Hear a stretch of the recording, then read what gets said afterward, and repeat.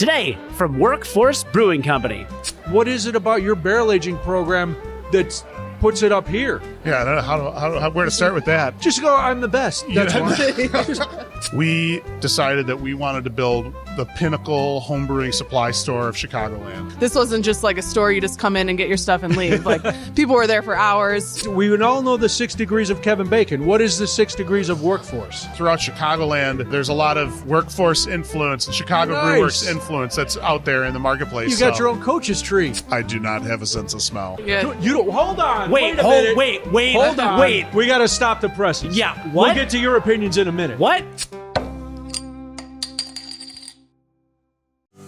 Welcome to the award-winning Crafty Brewers Tales Behind Craft Beer, the podcast that will increase your enjoyment of craft beer and your appreciation for the people who brew it.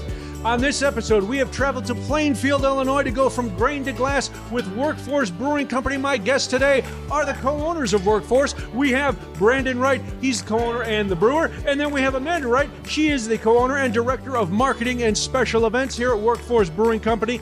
I, of course, am beer drinker and hellraiser Brian Noonan. All my opinions are strictly my own. You'll see why later.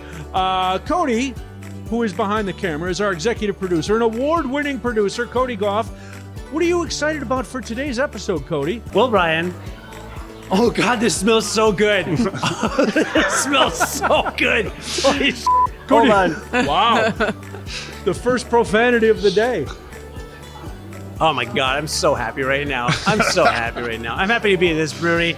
I'm excited because we're going to learn how Workforce has spread its influence throughout the Chicago area. How did they get so good at barrel aging? And we're going to answer the question, can you brew beer well with no sense of smell? The answer may shock you. We're going to have a lot of fun in this interview. We are at Werk Force Brewing Company, 14903 South Center Street in Plainfield, Illinois. WorkForceBrewing.com is the website. The brewery, as they like to say, they are driven by a true passion for craft beer and community. If you can hear behind us, the community is out in force today, which is excellent. They produce unique batches of beer with outside-the-box thinking, which we will get into. They use an extensive ingredient list. And the Wrights, this is an unusual story. And first of all, welcome.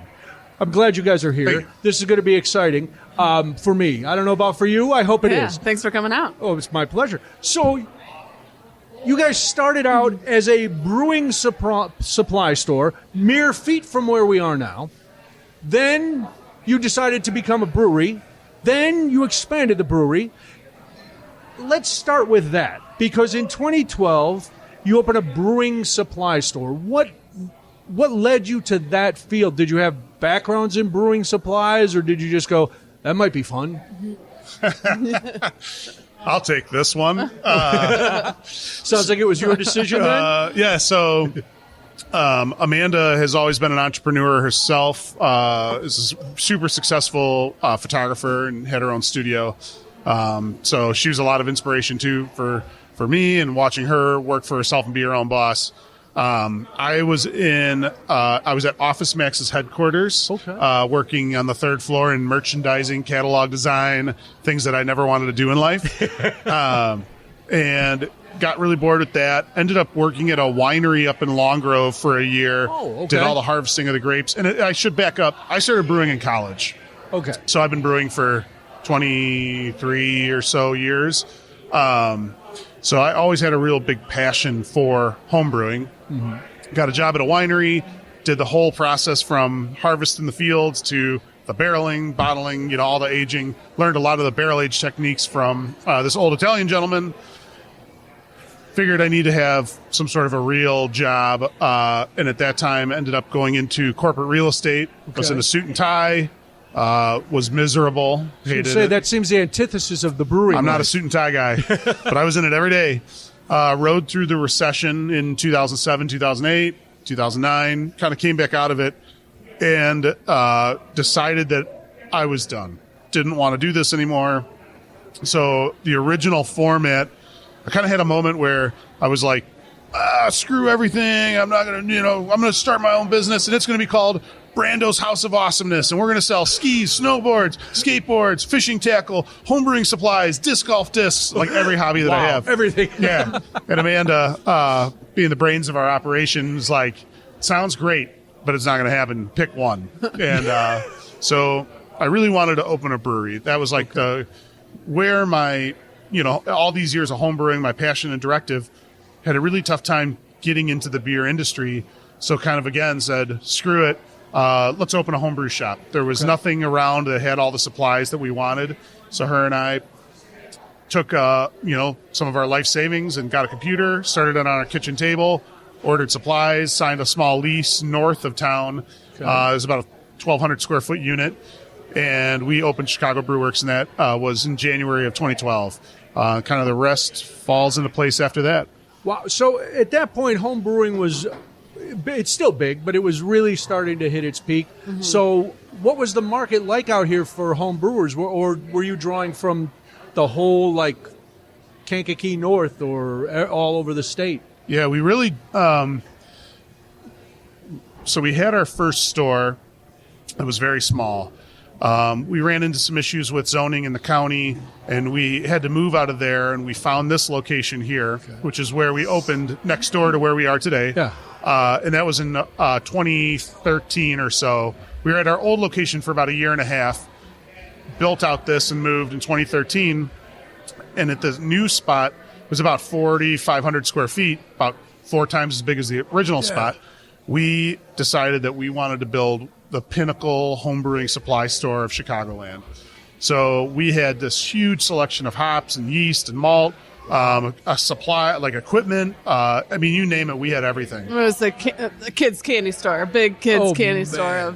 Brandon, since he had been brewing for so many years, like knew exactly, what he wanted. If he were to build his own store, he wanted it to be like everything he ever needed or wanted. Okay. So there was still some stores we could go locally, but he would have to order stuff online or you couldn't see in person and some of the equipment. And we wanted to supply a store for an advanced home brewer. Okay. This was not for hobbyists. This was for people who were doing it. Or people that were going to get into a hobby and be like serious and all in.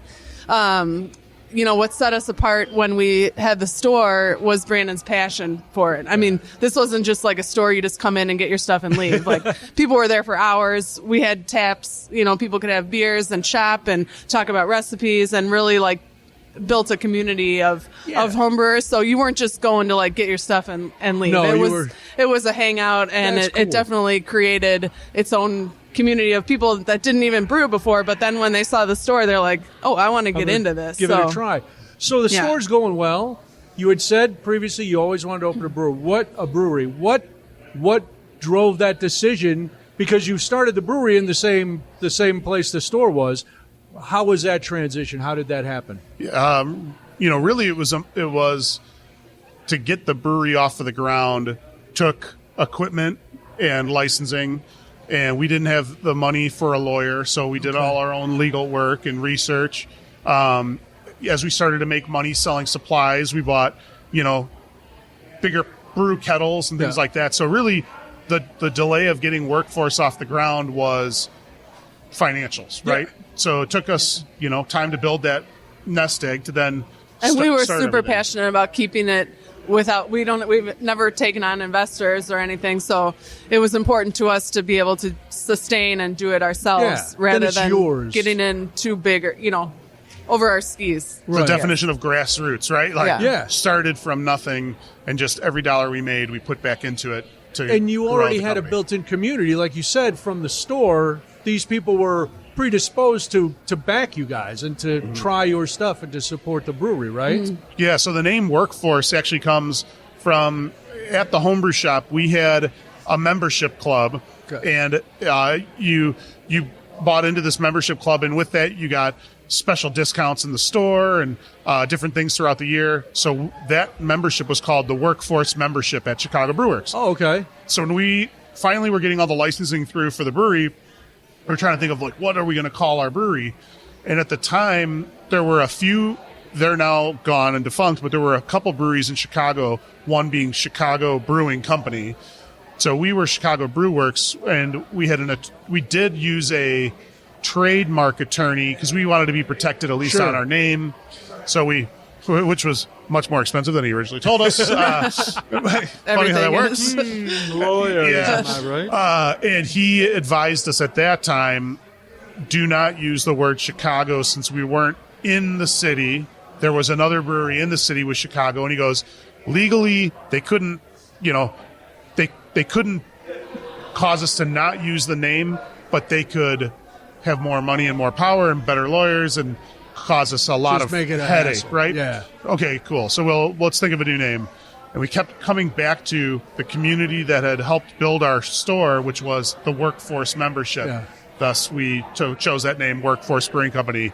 And I don't think a lot of people today really know that, our OG customers do. Sure. We still have customers come in. Shout out to Bill Chero. He still keeps his card in his wallet. And he shows to me all the time, the Werk Force membership card. So. That's part of the allure of, I think, craft breweries now and tap rooms. It is that community, and it's people who've been with you from the start. And those people, the brewers, never, anybody we talk to, you guys don't overlook them. But people forget there's people who've been coming to this brewery since the day you opened, and those people are important. They're part of the reason that the doors are still open, and they're the ones behind you. All right, I've got to ask this, and Amanda, I'll ask you this, because we've talked to, I think you're the fourth brewery we've talked to where the spouses are so heavily both invested in this. They're partners in the business. Mm-hmm. Are there special or unique challenges of working so closely with your husband? Because I love my wife. I don't know if I could work with her every day nonstop. Yeah. We question it all the time. What were we thinking? No. Careful how you answer this, honey. No, it definitely is a challenge. We have small kids at home too, which is a whole nother added, challenge in itself. And, it took us a few years. So I was still working with my photography company when we started the Homebrew shop. Okay. So Brandon was the kind of the face, but when we had the shop and when we started the brewery, and I was definitely doing things behind the scenes, but I wasn't as active in the business. So then when we had our children, and I, didn't want to be shooting weddings every Saturday for 14 hours, and the brewery, was starting to take off, I could invest more of my time here. And when we had the bigger tap room, and there was just more need for a front of house, and for my, services that I do now, of marketing and events and filling the seats. So it did take a couple of years finding that, okay, where's my place? Okay. And yeah, I think, it's hard to also when you're at home to shut it off, right? This is our life. Non-stop, so right? we were talking about it, and some nights he'll remind me okay, we're not talking, can we not? No brewery tonight. That makes sense. There has to be a spot where you kind of leave work at work for a minute, and every entrepreneur knows that that's really tough to turn it off and not think about your business 24/7. But like you said, with 3 kids, they don't care. They want to talk to mom and dad. They're like, yes, we know you made 18 kegs of this, blah, blah, blah. Yeah. Another variant. We get it. Yeah, I think it works well, too. He does, obviously runs the brewery and the, beer half of it, and I'm doing more of, front of house and, our events and stuff like that. So I'm very passionate about hospitality and our experience here in the tap room. So he's more passionate about the beer and, so I feel like we both have our fulfillment of that. Yeah. And we're not, fighting over it's a good blending, happens. it sounds like. I try to stay in my lane. There you go. Right? So she put it great. She's front of house and I'm back of house. There you go. So a lot of times people will come in and I'm here more because she has the kids, especially Monday and Fridays when their boys aren't in daycare. So a lot of people approach me about things, and I'm a broken record a lot of times, and I'm like, I'm not the one you want to talk to. They're like, yeah, but you're one of the owners. I'm like, I am. I'm not the person to talk to about this. Talk to a man. I am one of the owners. I am not in charge of that aspect of the business. Yeah. It took a few years to get in the. I feel to find our places. You wear so many hats, right, as business owners. Yeah. And we wore all the hats together. Sure. So, it takes time to really figure out what the right percentage of duties are. Yeah. And then also, like you said, to leave that if we could work 24 hours a day, we would, because that's Sure, like how we're yeah. wired. But yeah, at home, Kids don't go for that? they love it. They like to work. You know. Oh, I would imagine they like coming. Yeah. But yeah, it's been it's a unique balance, but I think we do it really well. So I'm very fortunate that she's my partner in everything. We've also been together for 26 years this year. Okay. So you know, we can, we usually we know how to work together. Very nice.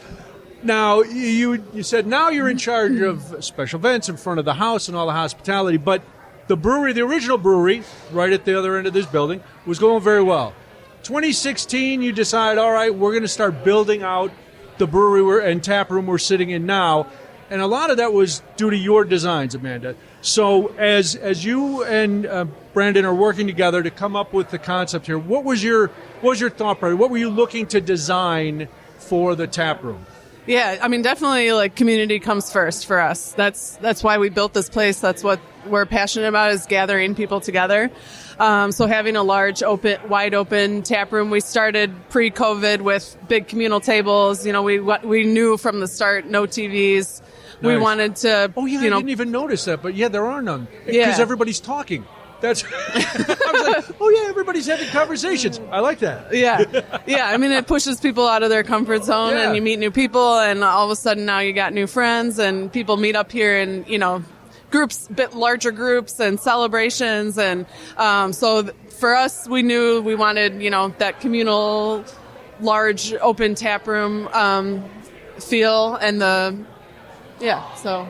I think that was the driving force of just building a place that we wanted to hang out in. Yeah, and it seems, and if people could see behind the barrels, the tap room is full.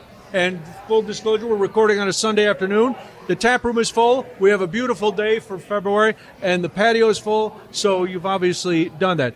Now, we're going to get to the beer. Brandon, you're like, hey, we're talking about it. Are we ever going to talk about my beer? Yes, but, and this ties into your beer, I read something, an interview that you guys mentioned, the 6 degrees of workforce as it comes to brewers in not only Chicago but all over. We all know the 6 degrees of Kevin Bacon. What is the 6 degrees of workforce? Yeah, we've been at this a long time, right? Yes, you have. So, especially reeling back to the shop days, our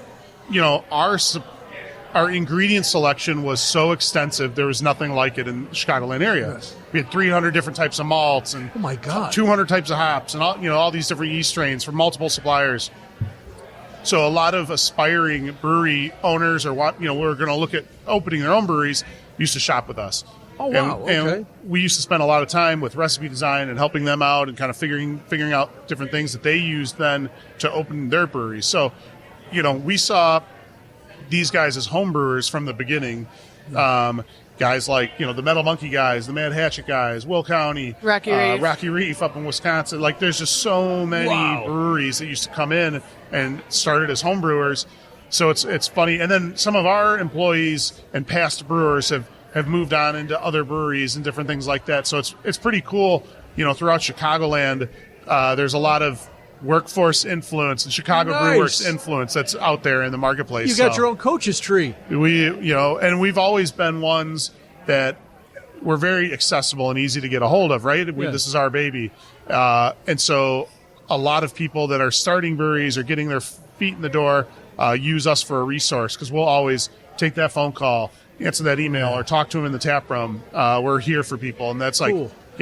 It's cool. We're so passionate and get in, like wanting to talk about beer all day, every day. It's just like what we love to do, right? So we like to share that passion with others. That's excellent. Now, you guys here at Werk Force, your focus is on lagers, West Coast pale ales, IPAs, and we're going to talk a lot about your barrel program and your barrel-aged stouts.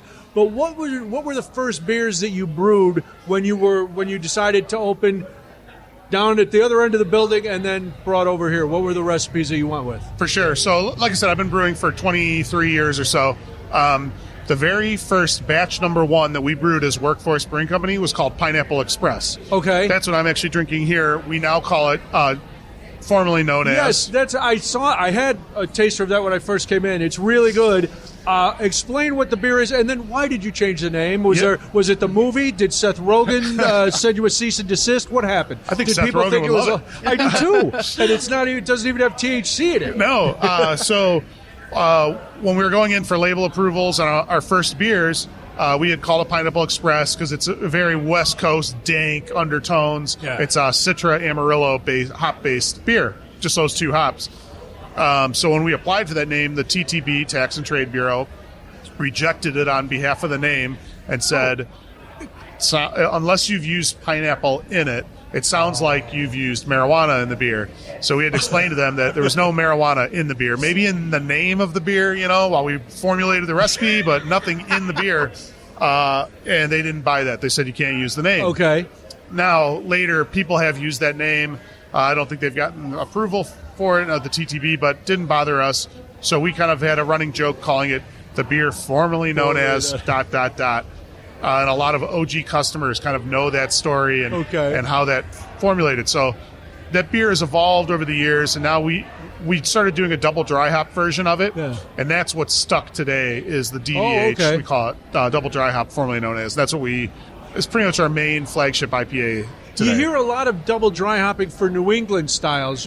What sets a West Coast style apart when it's double dry hop? What makes it different? Just that supercharge of hops. Really, this beer is like everything that embodies like a West Coast beer. It's clarity.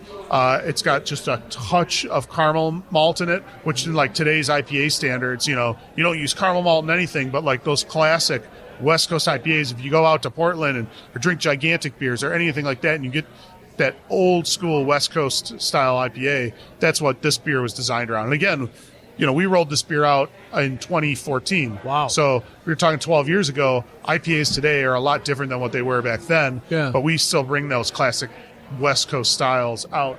And I think that's what we're known for too. People really, really dig our West Coast style beers. What are the biggest differences then between the IPAs from when you started brewing this in 2012 to the IPAs now? Is it just hops? Is it the amount of hops? What are the main differences? Bittering ratios. So So this beer uses a lot of timed bittering throughout the boil, right? And the longer you boil hops, the more extraction of your IBUs you're getting out of your hops. So you get these, those more bitter notes.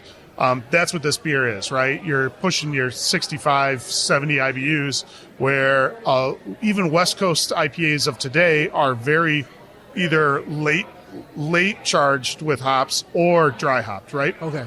So this is a heavy dry hopped beer, but you also are getting all that bitterness and pininess and dank out of the bittering additions throughout the boil.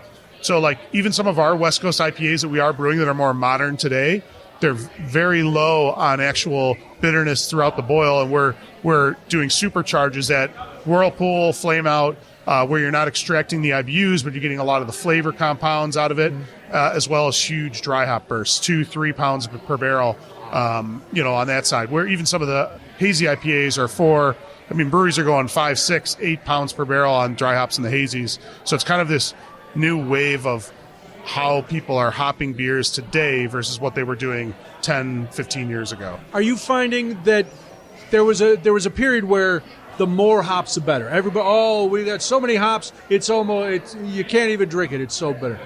Is that trend? It seems like the trend is starting to change course where, yes, there's still the hop bitterness in a lot of beers, but there's not that drive to be so hoppy, like you're competing with everybody else to go, we have more hops than anybody has ever brewed with before. Yeah, that trend, I would say, started to fade around 6 years ago, Okay.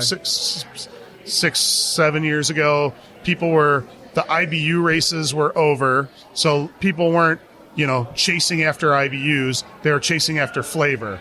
So the trajectory has continued to go that way. Now it's a very flavor-driven world for beer. And we're also starting to see, especially in the last year to 18 months, ABVs come down. Okay. Even us, we've reformulated a lot of our big Imperial IPAs.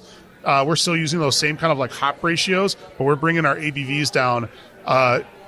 Beer is always ever evolving, right? Yeah. Especially in the last 20 years. Sure. And people's tastes and flavors and generations are drinking differently. So now we're starting to see that 6 to 6.5% ABV, 35 to 40 IBU on a West Coast be the big ticket item right now. Whereas 4 years ago, it would be 9%, 65 IBUs. Like, it's just always, it's a cyclical wave. Like right now, we're in just a different part of that wave. And do you think that wave is going to continue? I mean, like you said, lower ABV beers are starting to become, even a lot of breweries that we talk to, they're offering more lower alcohol beers. Still really flavorful. It's not like the old days when you'd get like a low ABV from a big brewer and it'd be like, oh, this is horrible. The lower ABV stuff is really tasty.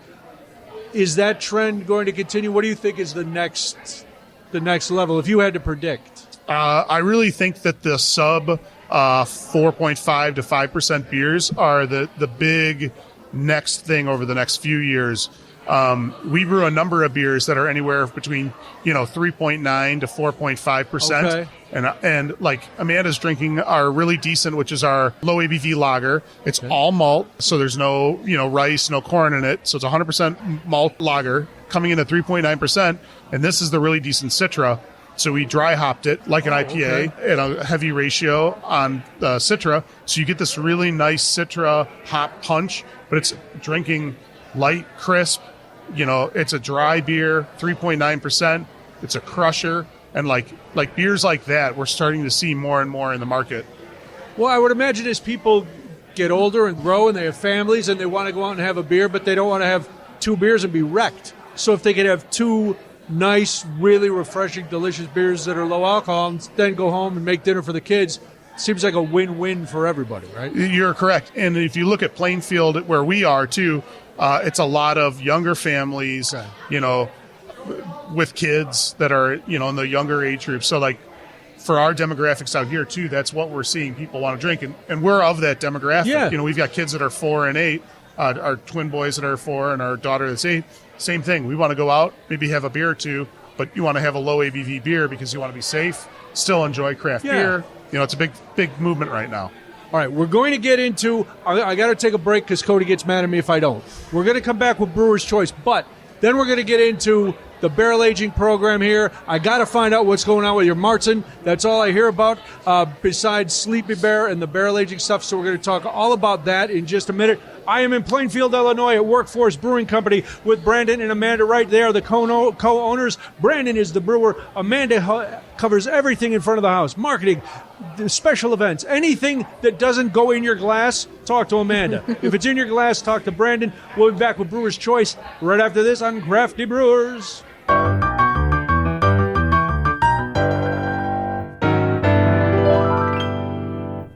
Welcome back to Crafty Brewers Tales Behind Craft Beer. On this episode, we are in Plainfield, Illinois with the co-owners of Werk Force Brewing Company. We have Amanda Wright. She is the head of marketing, the head of special events. Anything that's not in the glass, Amanda is in charge of. And we have Brandon Wright, who is also the co-owner and brewer. Now, I've been saying brewer because that's on his business card, but he is the director of operations because you have a very talented team that works with you when it comes to creating the beers that you guys create, right? Very true. Behind, I think any success in a company is only as good as the team behind it, right? And we take a lot of pride in our front of house and back of house team. Everyone is awesome that we have with us. And so to start with the company, I was always the head brewer, head recipe designer. I did everything, took all the hats on in the back of the house side. And a few years ago, we made Jake Schufler. He's our new head brewer. Well, not new. He's been with us almost a decade in total. And he kills it. Matt Crema is his assistant brewer. So between the three of us, we run the whole back-of-house operation. So can't take any credit for all this liquid that's in front of us because without, the team behind, wouldn't be there. So props to them. It sounds like it's a team effort no matter where you're at. It's great. And the results speak for themselves. On the table, we have many medals. This is where I want it. We're going to do Brewer's Choice because we have something very dark and delicious in our glasses.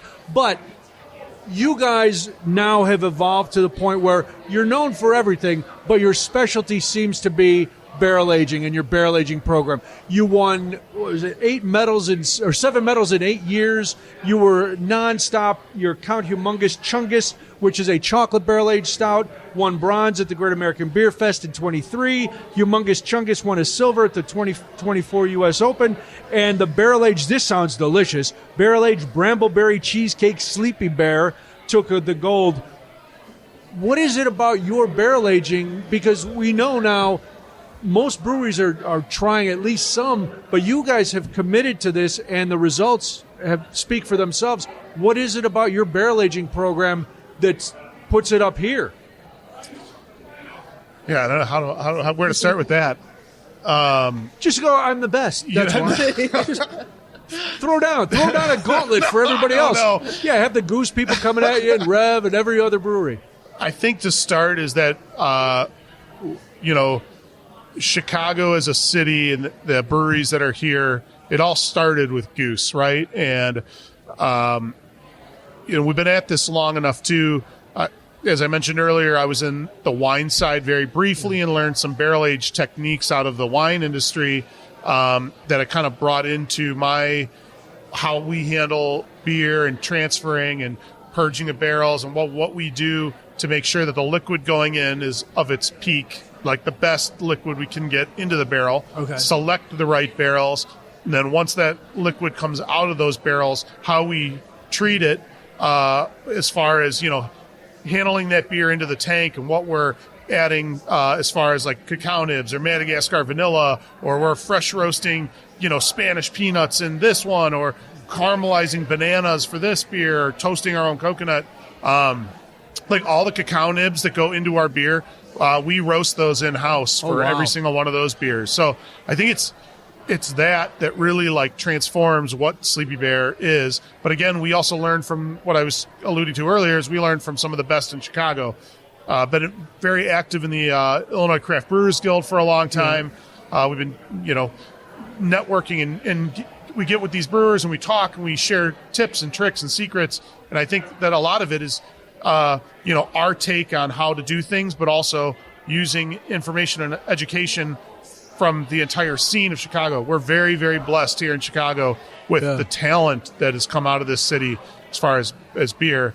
And we just kind of applied that to our barrel aging program, and it's worked. We're very fortunate on that night. Well, Sleepy Bear is the program, and we know from talking to anybody who does barrel aging that the barrel is an essential ingredient in all of this. Do you have certain barrel suppliers or certain distilleries that you favor over others? Because there's a lot of bourbon being distilled out there. Buffalo Trace is like one of my favorites. Anything from Buffalo Trace Distillery, whether it be their Weller or Blanton's or some Stag or any of those barrels, we get to usually choose between, they have a few different mashes that they use, right? Mash 1, mash 2, they've got their wheated mash and then the rye. So we can, and then the age of the barrel depends on how they blend is like what their final spirit is going to be, right? Mash number 2 are the Blanton's barrels, but at a certain age point. So like when we're fortunate enough that we have enough relationships in the barrel industry through a lot of brokers that we can kind of figure out exactly that typical year of barrel. My favorite is between 6 to 10 year barrels. Mash number 1. That? What does that do to the base Sleepy Bear? The extract, the vanillin that comes in from the contact of the spirit into the wood, obviously there's spirit still embedded into that wood when we get those barrels. They're not full of liquid, right? But over time when we age, I know that barrels that have sat at that age in the rickhouse tend to just have these flavors and development that we seek as brewers, right? So then I'll try to target and use barrels of those vintage. And then we found our sweet spot with Sleepy Bear is anywhere between 18 to 24 months. Okay. So that 1.5 years to 2 years, we now are getting those flavors extracted out of that wood that is where we want to be for then when we do post-blending or post-processing, adding vanilla or cacao or whatever else adjuncts we're doing, that's like it's just the recipe for perfection in our opinion of what we want our Sleepy Bear series to be. Nice. So we are drinking part of the one of the Sleepy Bear series, I think, because it's Polar Bear, correct? This is Polar Bear, yep. First of all, let me ask you this, and this is me being, thinking I'm clever.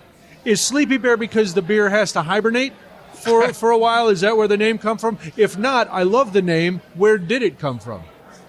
All of our names kind of usually have some sort of like history behind them. Okay.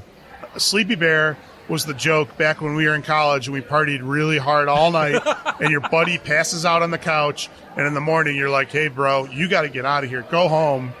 And you wake them up off the couch. They have no idea where they're at. And they're like, that is the Sleepy Bear. You're poking at the bear and like, hey, man, you got to get out of here. Just quit hibernating in our place. You got to get home. That's where Sleepy Bear came from. I like that better. I was trying to be too ethereal. Oh, well, this beer has to hibernate for 2 years in the barrel. And That's hey, man, get off the couch, go home. Listen, you drunkie, hit the bricks. All right, so you mentioned a lot of adjuncts in the Sleepy Bear series to get it, but what is Polar Bear?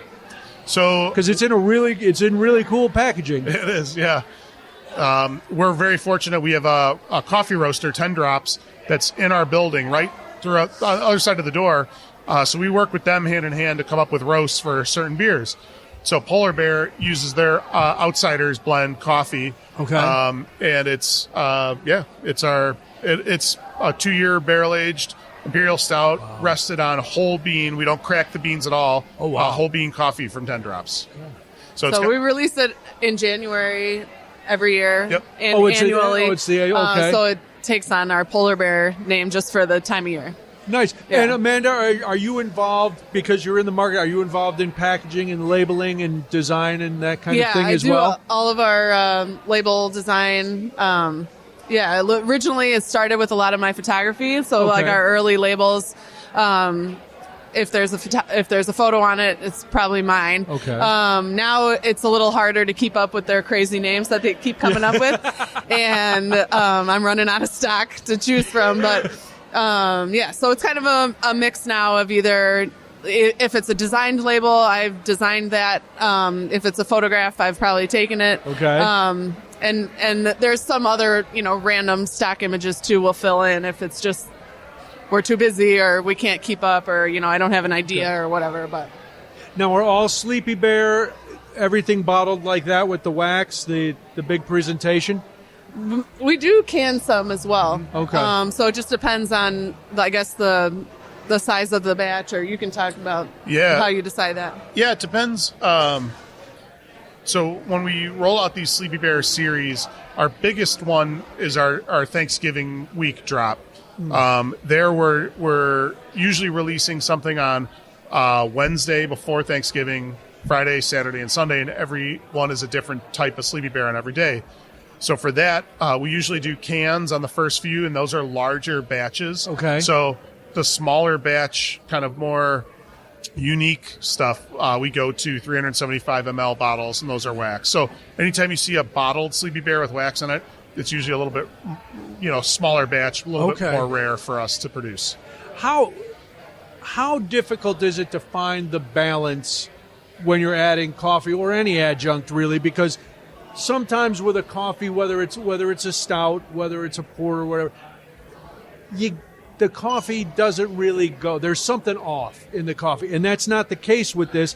There's a nice, and I drink a lot of coffee. There's just that nice coffee. It's there. It's not overpowering. It's not taking away from the beer. How is that trial and error? Is it after all these years, okay, if I use? But I would imagine it also has, their beans have changed. So how do you find that balance? Totally. Between myself, Jake, and even Matt, everybody here, we've been brewing long enough that we all have techniques that we've incorporated over, again, 23 years. Yeah. I've tried different things. So this technique is obviously whole bean. We don't crack it. We don't crush it. It's not a cold brew. We've tried all those techniques. Okay. A lot of times we found when you use either cold brew or cold steeping or anything like that, we got green pepper notes that would come through, and it's very common in coffee beers. You get this vegetal, like green pepper note. Yeah. So we tried whole bean. We'd never got those green pepper notes, but we got the coffee flavor. just like our coffee old pile, which is a light American lager. It's a rice lager. It's, super light in color, but yet it's got this huge coffee undertone. We achieve that through not crushing or grinding those beans. Oh. Well, in turn, we do have to use more beans than we normally would, as like you make a cup of coffee. Sure. Right? So it's a little bit more expensive process, but our outcome, we try not to let the cost of that process get in the way of the end product that we want. If it's going to be the perfect result, that's what we need to that process is how we need to do it to achieve what we want. Thus, that's how we've gotten this. So trial and error, years of testing, and now we've got our status down. That makes perfect sense that you're not going to sacrifice the flavor for the at some level, obviously, for business. But as much coffee as I drink, and it's probably like a pot a day, I shy away from coffee beers because they don't have the coffee flavor. They have that other flavor, and maybe it's because of how they're doing. This does not. This has the essence of coffee, the nice coffee undertones, but it tastes like coffee. There's no weird flavor, like you said, green pepper or something like that. It doesn't work. So we know you use a lot of different, every year there's different Sleepy Bear variants. How do you decide on those recipes, and what's being offered this year? Typically, we start to formulate our big Thanksgiving releases, July, August. We're like really, throughout the year, ideas pop in our heads. I use the notes on my phone. I've got huge lists of notes and ideas and beer names and just mad like scientist stuff. Yeah. So I'm also a musician. I've been playing guitar for years. I've written a lot of music, back in the day, not so much these days with all the kids, but I always, same thing as a songwriter. When an idea pops in your head, you write it down. Right. Because 5 minutes from now, it's gone. Completely and you've gone. lost it. So we work the same way with beer. And I have all these different notes, and then we kind of start to formulate the fall releases and midsummer, late summer.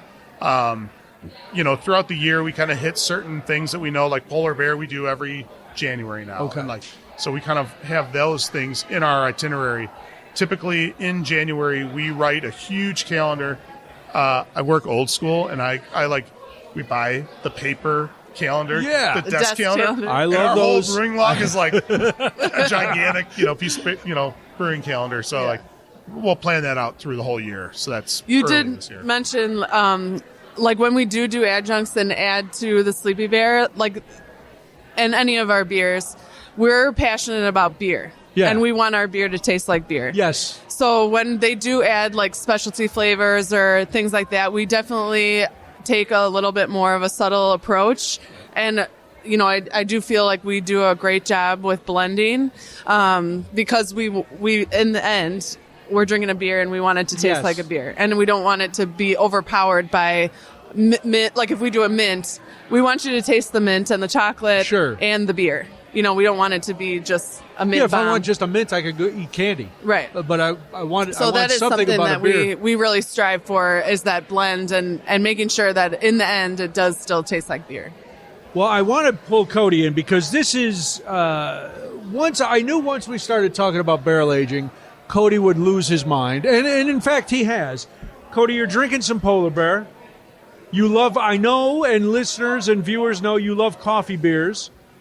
So now you have the best of both worlds. You have a barrel-aged stout with coffee, and your thought. You could not look more apathetic right now. And that's because I'm looking at you specifically. That's the only reason why. Yeah, I know. Every time I ask you a question, you glaze over like you're listening to Charlie Brown's teacher. That was my journalist expression.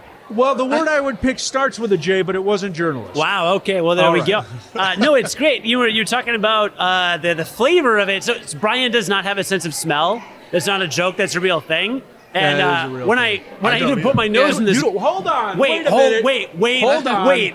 We got to stop the presses. Yeah, We'll what? get to your opinions in a minute. What? How What? is it? But because Brandon, here's the thing. It's wild, isn't it? Hold on. I've Say that homebrewed again. it- Say that again, so I have it clearly with no one else talking over you. I do not have a sense of smell. I can't believe that you have been as successful a brewer without a sense of smell, because I homebrewed 2 batches, and turned out horrible, like most first homebrew batches. And I love this industry. I love this product. It gives me joy to drink beer. But I always feel like I'm missing out. How can you create these great beers and not smell? Do you make Amanda come in and sniff things and tell you? How does that work? I do. How do you? Because everybody, like Cody will go, Brian, you gotta. Oh, and he'll forget. He forgets all the time. And he goes, man, have you smelled this? It tastes great. It smells delicious. You're getting. I'm like, shut up. Do you have a sense of taste? I believe I do. Yeah. I mean, Me too. I can taste things. You know, everything doesn't taste the same. So I think a lot of our beers are designed around partially me wanting to enhance the taste, because obviously I'm like, oh, I've got a full sense of taste, but my taste is muted, clearly, right? Yes, of course. All of Yeah. Anyone who has, olfactory issues. And That's what it is, Cody. Olfactory issues. Yeah. Dress it up. So, Fight the power. So I lost my sense of smell probably now 9 years ago. Oh, see, I've never had one. Never? Ever? Ever. Mine had to do with chronic allergies my entire life. And maybe that's how and I had, because I've always had allergies. I had surgery. So you 4 years remember ago, got what my they- sense of smell back for like 60 days, and then it's gone. Oh, so you Yeah. remember how things smelled. Yes. You have those at least sense memories of, oh, a rose smells like this and a beer smells like this. Gasoline smells like this. Yeah, I guess I always think of the good things. I don't think of, man, my wife's gas smells. No, but it's funny. Like occasionally I'll catch a whiff. Like I get it for just a second, and then it's gone.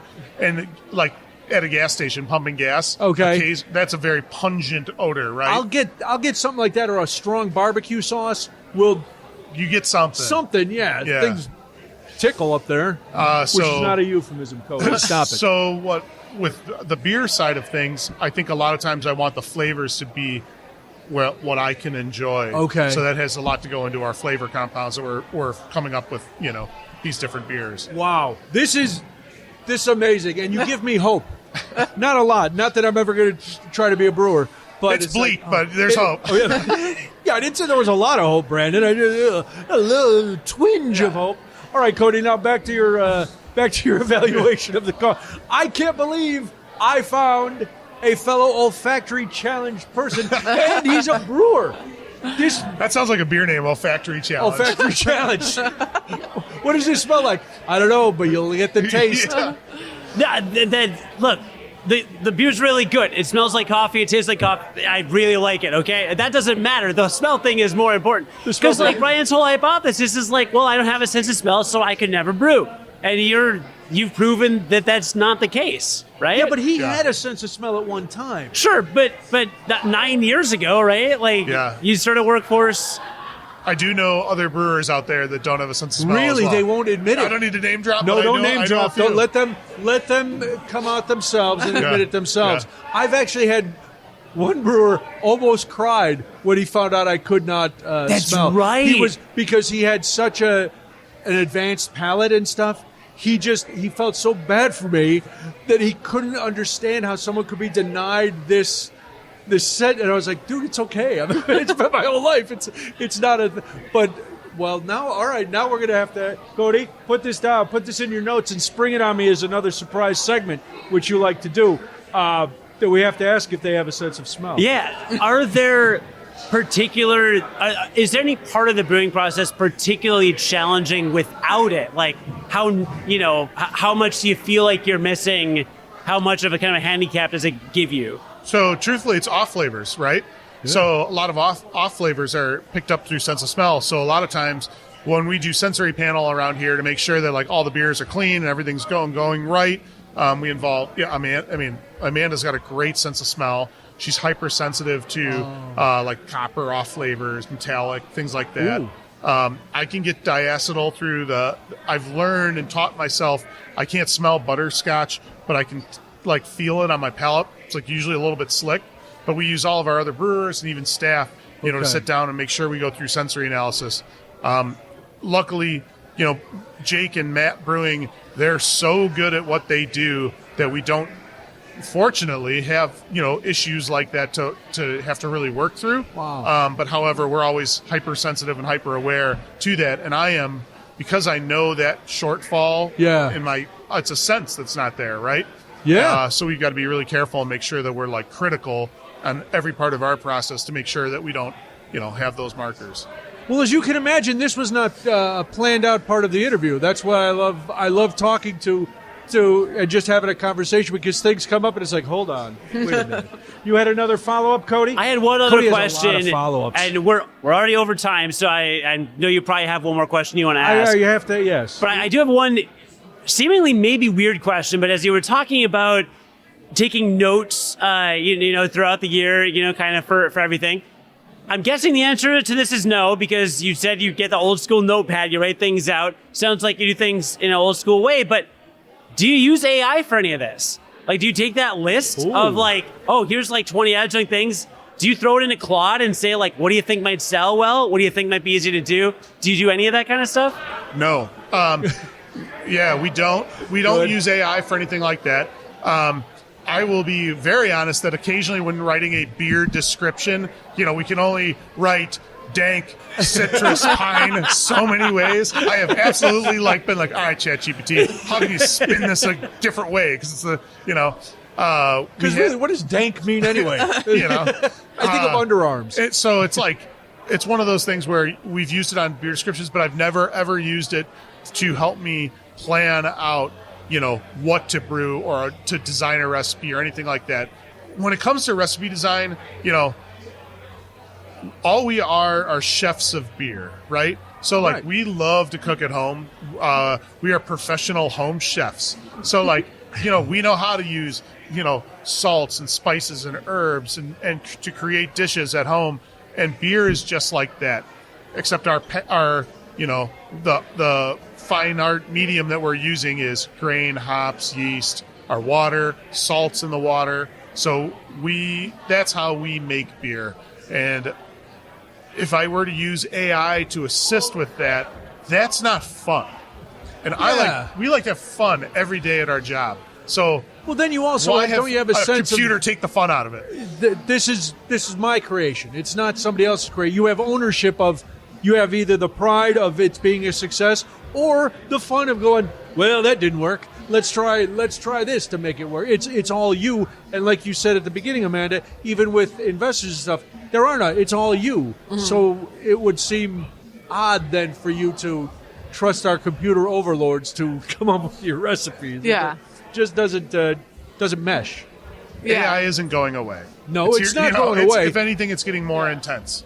And but I think it can't taste things. Correct. It can't smell things. It Well, can't. and that's why I had to ask about it, just because it's permeating a lot of things and a lot of industries. And no shade if you did use it, and maybe other brewers are listening. They're like, oh yeah, actually, I have written the word dank 850 times. Yeah, I mean, maybe I could use a little help with that. So I'm very, everyone's using it differently. So we've never asked a brewer how they're using it, so that's interesting. Yeah, I mean, it's a nice tool if you need to have a brainstorm session with somebody. It's a nice little brainstorming activity. Yeah. Or if we were just a writer's block of you're just looking at a blank sheet of paper of you need a start for a social post or something like that. We may bounce something through there, but not really for the heart of what we're doing here. No, it was. All right, a couple other quick things before we get to the final four. My happy spot of the beer calendar is the fall, when we get the Marzens and the Oktoberfest, the fest beers, all of those, the malty, dark amber beers. People go crazy for your Werktoberfest. I must confess I have not had it yet, but you will see me starting in September. And I will be drinking it by the gallon because, from all accounts, people are crazy about it. What sets yours apart? Because, let's all be honest, there's some really great Oktoberfests. There's some. Yours seems to be ranked up here, not there. I think the start is you take the ingredients, right? Yep. And the malt that we use for that is all Weirmann, Pils, Munich, Vienna. Environment is one of the best maltsters in the world. They're a smaller maltster, Okay. But the quality of their malt is incredible. And so for that, it's an expensive malt for us to use, but that beer is a premium product. Okay. So that base, I think, is like what sets the stage for the quality of the beer through the long haul, right? If you start with a not so premium product, right, anybody can create a dish out of cheaper ingredients. Sure. Right? But there's something to say about that quality, and I think it stands the test of time with that beer. It's a well-formulated beer. We love it. It hits the malt notes that you want. You get that kind of that little bit of caramel out of it, but even though there's not caramel, malt really in that beer, it's that Munich that it's coming through. It's a little bit heavier hopped than a German Marzen. Okay. In my opinion, it's pretty on par, but as we've submitted it to competition, judges have noted that it's a little bit more of that American Oktoberfest style. Oh. And I think it revolves around what our palates around here want to. We're very trained on a little bit hoppier beer. Okay. Again, the way I'm dissecting this right now, it is not a hoppy beer at all, right? It's Right. malt forward. Sure. But, it really kind of hits what I think we want here in the States for our, German-style Oktoberfest beer to Yeah. be. And people are still trying to figure out between the difference between a Marzen and a Fest beer. Right. Because the original ones, as we've talked about before, in Germany were lighter colored. Yes. And now we're used to the more amber, the more, like you said, a little bit of caramel and a little bit of hops in there. Yes. All right, and that's well- what Oktoberfest is that it is that more, Americanized. It is not a traditional German fest beer. Well, listen, all the people commenting on it can't be wrong. Some of them could be wrong, but most of them cannot be wrong. Amanda, before we get out of here, I would be remiss if I did not ask you. Before I mentioned that the Taproom, this facility was based on a lot of your designs. You also then took the old store and turned it into an event space, which today was hopping. So tell us a little bit about the event spaces here at Werk Force. Yeah, that was our original homebrew shop, or the second location, but where the homebrew shop lived. Yeah. And where we started the brewery. So the original brewery, tap room, everything was over there. When we closed the shop, we knew we wanted to still, kind of harvest that space and be able to use that. We were growing our barrel age program at the time. So it's now we call it the Barrel Den. So a little play on our Sleepy Bear. It houses all of our barrel aged beer. I'm back to this hibernation theory that I had before. It's going to play not far out. off. We do a lot of our releases and barrel aged parties in there, Okay. in-house releases, as well as rented out for private events. So it holds Very up to around 80 people, is super comfortable. There's a drive-in door that was open today Yes. since it was so beautiful out. But yeah, anything from first birthday parties, anniversaries, birthday parties, all Very sorts nice. of stuff happening over there. And if people go to Werk Force Brewing, there's a tab they talk to you. yeah. You're the one who handles it all. Yeah, for sure. Very nice. All right, before we get to our final four,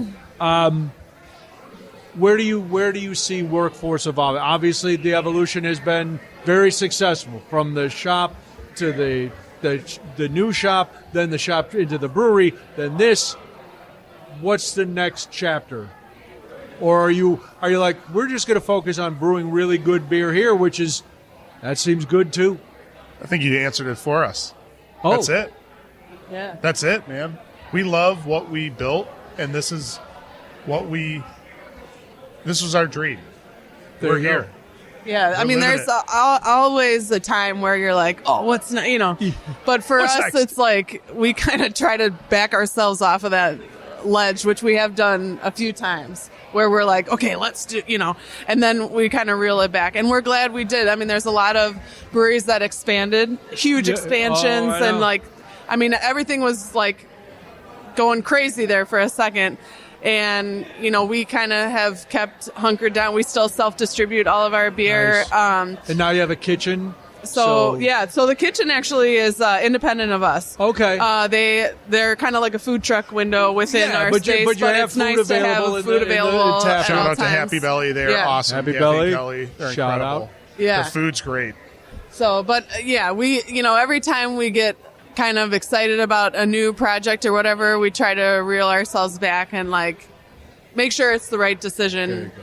It is time for the final four. Let's do it. One of you can answer, both of you can answer. We ask the same four questions to all of our guests. The first question, the hill you'll die on, which means there might be a beer. Oh, people are clamoring for it. We want oyster stouts, whatever it is. No shade on oyster stouts.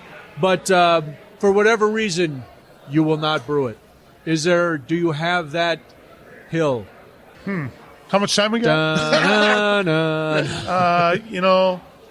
There's really nothing that I'm against or opposed to. That's fine. That's a fine answer, too. Yeah. I mean, at one point it was hazies. We were like, oh, we're not doing that. Wait a minute. Hello. But hazy IPA. Who would make that? Who Yeah. would brew that? That's ridiculous. I mean, things like that are super trendy, and we do a lot of classic styles, although we like to experiment and do, other things as well. Sure. I feel like with the hazy thing, it was like the milkshakes and all this, like, so trendy. And then we were like, oh, I don't even want to drink that. Like, what are we drinking? And it's just like, we brewed a few milkshake IPAs. It was a huge trend. I would say that's the beer where, like, never say We'll never, try right? it. But, like, we Yeah, tried yeah. it. And you said it perfectly. Like, Some we're all stuff standing is around just not trying for it. us. And we're like, yeah, it's all right. Like, it's what the other beers in the market are. But, like, none of us want to drink this. Like, it's too sweet, That might answer question number 2, which is a beer that you brewed, and maybe it was popular, maybe it wasn't, but for whatever reason, you're not going to brew it again. Would milkshake IPAs be Transcendental Rambler, the milkshake IPA? It was a fine beer, it was fine. Yeah. But, like, none of us were into it. I feel like that's a big thing. We have 29 taps on here. We brew a variety of beers. We do a lot of classic styles as well as, if you were to say more trendy styles. But in the end, we get excited about things we want to drink. And if it's not something that we're passionate about that we want to drink or have on tap, it's just not for us. Like we're not going to spend time trying to perfect something that we just don't really like. If you don't like sushi, you're not going to go out to eat for sushi. Exactly. So perfect. Question number 3, your go-to off-the-clock beer. It could be one of your beers. It could be something else. And you can both answer this. Oh, boy. The cold beer that's in my hand, whatever beer that is, that's the one. All right. Amanda? Oh, man. When you're not here? Yeah. We drink a lot of, maybe Two Hearted. Okay. Maybe? I don't know. You're looking at me like I know the answer. Know. I don't know. I don't know either. I don't know. I guess if we were out somewhere and they didn't have our beer, maybe Bell's. Why would you go somewhere that didn't have your beer? I don't know. That doesn't make sense. I don't know. And our final question, your go-to food and beer pairing, your favorite food and beer pairing. I'm sure both of you have different answers. Cheese and beer. We go to Wisconsin a lot. All right, we eat perfect. a lot of cheese, a lot of brats. Brats and beer. Yeah. What beer We're goes? Midwestern, What beer goes with cheese and brats the best? What Werk Force beer goes best with cheese and brats? Anything really, truthfully, I feel like any sort of malty amber beer, right now, like our ESB, right, Okay. would be great with anything I want, or even some of our lagers. I mean, if you look at our fridge at home, it's IPAs. That's what we drink. There you go. But we drink a lot of lagers and IPAs. Yeah. That's just I need a lot what of cheese and brats. Yeah, Cheese I guess. Your cardiologist must love you. That's fantastic. I really hope my cardiologist isn't listening to this podcast. Well, before we get to our final toast, I want to thank you guys for being our guests. I want to thank you for watching and listening to this edition of Crafty Brewers Tales Behind Craft Beer. I say this every episode, and I mean it. Please, please, please be sure to support your local breweries. I'm not saying that because I'm sitting with local brewers. I'm saying it because it's true, because without your support, it's rough going for some of your favorite brewers, and you want them in your community, so support your local brewers. We never joke about that part. Crafty Brewers Tales Behind Craft Beer is produced by award-winning podcast producer and really sometimes dismissive guy, Cody Goff. You can visit our website to browse our archives of over 50 episodes. You can get in touch with us or grab some merch at craftybrewerspod.com. We release new episodes of Crafty Brewers every other Thursday on YouTube, Apple Podcasts, Spotify, everywhere you get your podcasts. They're all there. And do you want to support the show? Who wouldn't? This is a show we're supporting. Just comment on our YouTube video. We're not asking for cash. Just comment on our YouTube video. Any comment will do, because I don't know, some about an algorithm and social media and robot overlords and AI and Or if space. you have money, patreon.com/craftybrewers. I let Cody beg for the money. That to me is Begging. Thanks again to Brandon and Amanda Wright from Werk Force Brewing Company for joining us. Again, workforcebrewing.com is the website. If you are anywhere near Plainfield, Illinois, stop in, have a couple of beers. It is unbelievable. Thank you, guys. This was a lot of fun. I hope you enjoyed yourself. We're glad you were here. I'm Brian Noonan. That brings us to our final toast. All right, so we always start with our guests. What would you like to toast today, Brandon? Don't look at Amanda. She gets love, her peace, and happiness. Why not? Huh? Right on, Amanda. I barely have a sip. I'm glad I got some. I know. I used to make the mistake. Now everyone in this world needs to calm down and grab a beer and enjoy themselves right now. Amanda, your toast? I'll toast to just friends and family and connection with people. Perfect. We love that. Cheers. Cody the G.